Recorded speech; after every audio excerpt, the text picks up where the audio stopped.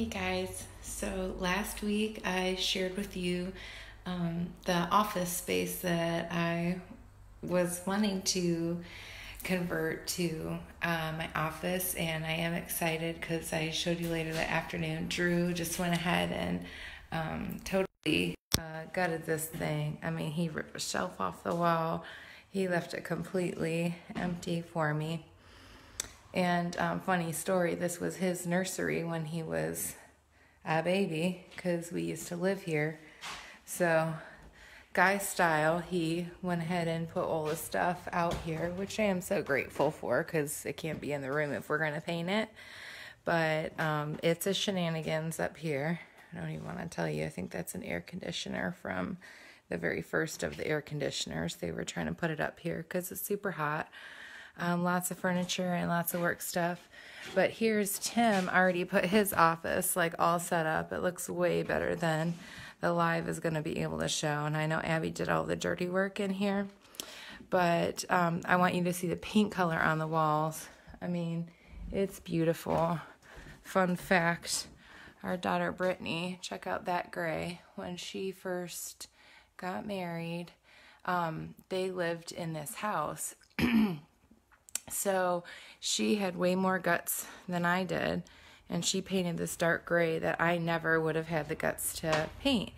And so when I saw it on the walls and with this huge white trim, I mean, it was just gorgeous. Plus the light that comes in, holy cow, there's a lot of light that comes in, but it is just beautiful. So I found she has a can left in here that is the color I think I'm going to use in here. I have to get more of it, I'm sure, but I kind of want to give you an update on that. I'm going to sit on the floor in here. It's not so hot as it was the other day, but anyways, when I posted the quote from Lisa Turk Hurst this morning, and she said, what you're seeing around you right now isn't the full story. And maybe it was last night I posted that, but if you've been following for the past couple weeks, I was so excited to get the kids back into school and so excited to get back in a routine and get them gone out of the house for a few hours a day so I could get back to working on things at the shop and then working on a blog and setting up the website. And so many things have happened to make that happen. Just a lot. It's a learning process. It's hard. It's scary. It's new. So exciting, but I feel like a lot of my excitement or emotion is just getting drained because we just kind of weren't expecting. Our little guy is having a lot of trouble adjusting. And I was trying to wrap my brain around it, and some of it we felt like was because he got to be home for a few months and change is hard, and now he's got to go back to school every day, and he was not liking going back to school. Just hard. Change is hard. And when you've already gone through trauma, when you have change, it's going to be a big scary thing. I know I'm not traumatized and I don't really like big scary things of change. So he has faced a lot of that. And I was able to talk on the phone with my sister today. She called me because she's having the time of her life, and I'm sitting in front of the desk trying to figure out how not to drown. So she's having a great day, and I'm trying to get through today. And she asked me, why do you think he's doing this? And we chatted for a few minutes trying to figure out, why is he doing this? You ask yourself all the time, is it our parenting? Is it something we're doing wrong? Is it a vitamin he's missing? Is it, did somebody say something you don't know about? Like, is there a trigger you didn't figure out? And the best way I can describe it is what happens with trauma in the brain, especially with children, is your brain will create anniversary timestamps. Our play therapy, our in-home counselor, she calls it an internal clock. When bad things happen in your life, your brain timestamps that, and it remembers when something bad happened to you. And so if you would associate a smell or a season or a color or a decoration, anything has to do with if there was something terrible that happened to you at Christmas time. You know, Christmas every year, there's going to be a reminder for you. Unfortunately, you know, if something bad happened with a car accident or a death in your family, something like that, you'll remember certain things about that, and they can trigger you, remind you instantly.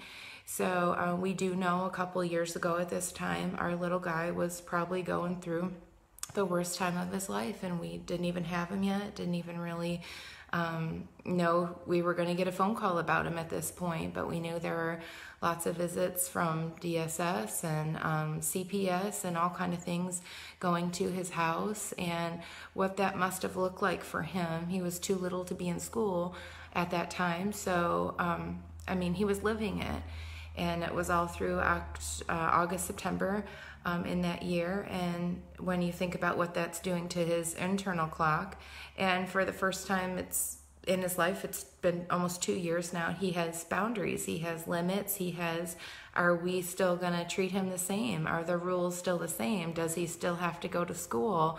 Does he still see the same consequences when he doesn't do what he's supposed to? He's testing us to see, are we still the same? Because it's very scary for him when things are not the same. So there's all that going on, and I guess last night when we started putting some of the pieces together, Tim and I were trying to hash it out and figure out a game plan for today, what was going to happen. We were texting his teacher, trying to come up with the best way to help him. And we prayed about it long and hard, and we were just like, God, we are at the end of our rope. Like, help us with this thing. We just don't know what we're doing. And shortly after that is when I saw that quote, what you're seeing around you right now isn't the full story.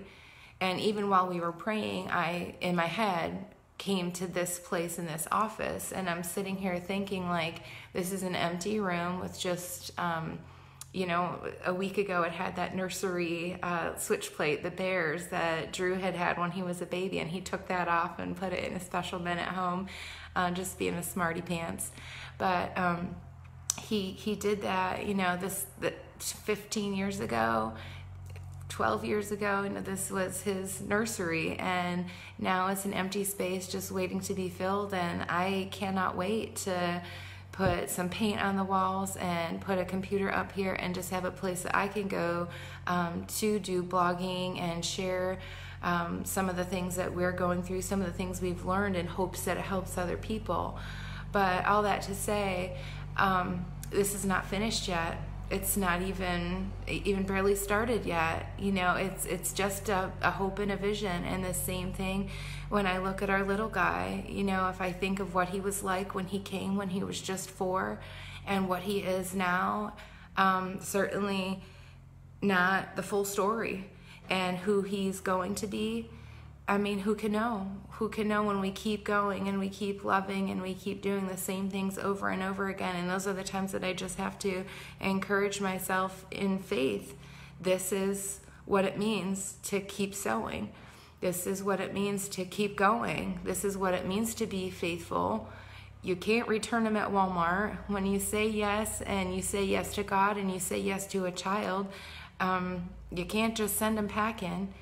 We know this is what he needs: stability and a family and a home and people that love him unconditionally, even when he's crabby. God only knows he has loved me when I was crabby, when I turned my back on him, when I misbehaved, when I had tantrums, when he told me to do something and I did not do it. God was faithful to me, and he was there for me when I was not faithful. And I think that's the part that I'm learning even in this thing. I get so tired, and we are so tired of every day there's emotional trauma, and every day there's trials. It's not always that bad, and it's not always that trying. We're just tired. I expected more, expected better, but you know what? When I fail, that's where God is, and that's where God meets me. And this is what I'm thinking today, sitting in this office, thinking what I'm seeing around me right now, this isn't the full story. And if I can even put some paint on the walls and, you know, go find some pieces of furniture to put in here and turn it into something better than what it was and something more useful than it is now, then that's what we're doing with these kids, and that's what God is doing with us. Every time we give him a chance for a blank canvas, this is what he does. And if we have beauty for ashes, if we have this hope that we just keep going and we're going to see change, I just held on to that with everything in me today, that's what faith is.